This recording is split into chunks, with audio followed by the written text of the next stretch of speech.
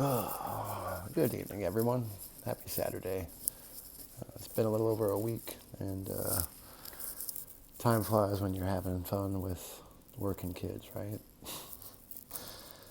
And I've been thinking a lot about, I guess, the next story I wanted to share with you guys, and been thinking a lot about my childhood. Been having a lot of rough nights with my little boy, which in result has been reminding me of when I was a kid. And I guess it's giving me a little more empathy for him, which is good. But it's still hard because I still have a lot of my parents' bad habits that I'm trying to break. But there's this one story that I've been thinking a lot about. And it was when my dad's mom passed away. My nanny, she, I can't remember how old she was. She was in her mid-70s, I think. And she had lung cancer. They took a third of her lung out. And she kept smoking until the day she died. Sucked. And I was I want to say 17, maybe. Just turned 17. And my dad had just recently split up with my stepmom, so it was just me and him and my dog, or his dog, because it wasn't allowed to be my dog, it had to be his dog. But yeah, and we lived in San Diego, and my nanny died in Florida, and the whole family was flying down to Florida for the funeral, and my dad didn't want me to go. It was a chance for me to get to see my family. I haven't seen them in a long time, and there was also a plane ride, and I was kind of looking forward to it. And my dad insisted that I stay behind and take care of the dog because he couldn't trust anybody to take care of the dog with me. And I got a lot of backlash from my family from it.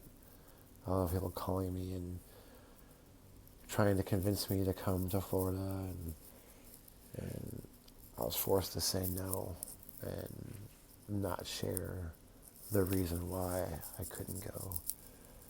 And that just sucked. And from that point on, I never really spoke to my dad's side of the family anymore after that. I tried to reach out to him one time, 5 or 6 years later, and it was a very negative reaction. They were pretty much like, "What do you want?" So I never really spoke to them. And recently, after not talking to my dad since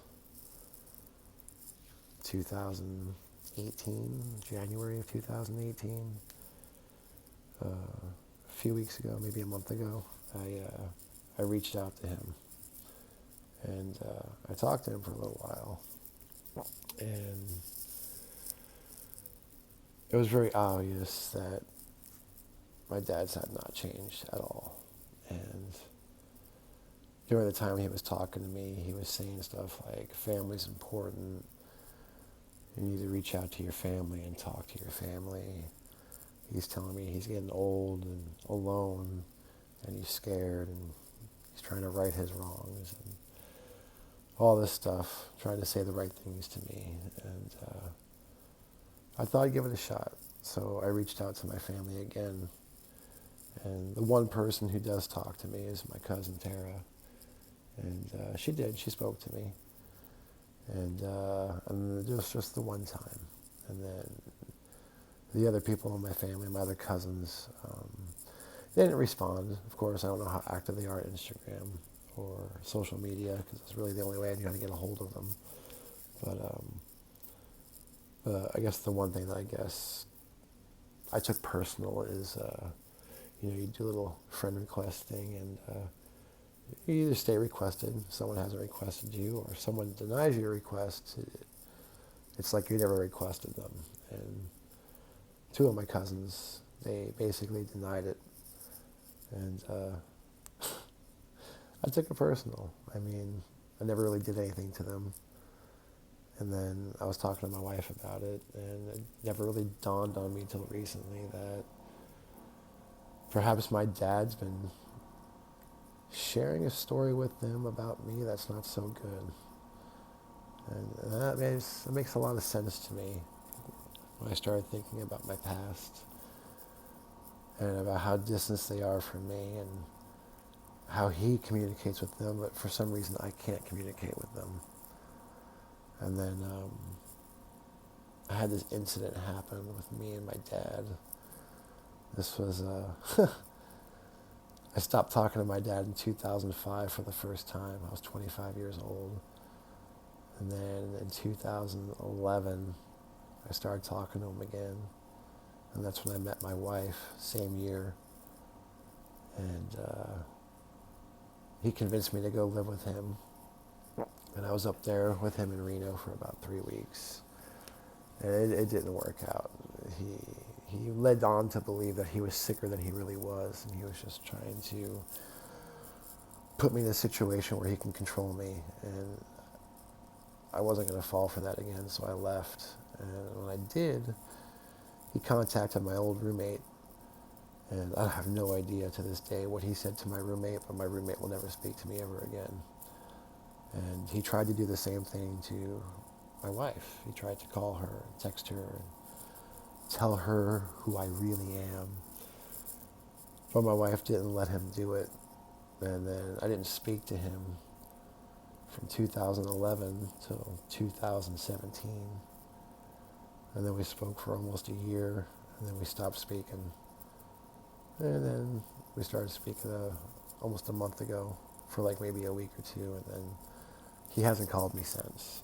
And during these times, I've been thinking long and hard about what my story is to other people that he tells. It never really dawned on me that my family knows.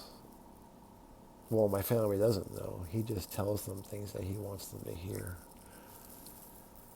And I guess that never crossed my mind until recently. Because I don't know. In my mind, it was just not something I thought of until recently. And I guess I'm still processing that. And I guess I'm still processing the fact that I guess everything my father's ever told me is a lie. Which just makes my entire lifetime of him as a father a lie. And I guess I'm still processing that. But I don't know, man. That was just some hard shit to go through. And I guess the more I talk about it, the better I feel. And now that I got kids of my own, I guess it makes me look back at my childhood, and I don't want to say I feel bad for myself. I'm just truly amazed that I'm not more messed up than I am. Anyways, I think I'm done rambling for tonight. I hope you guys have a great weekend and happy Easter.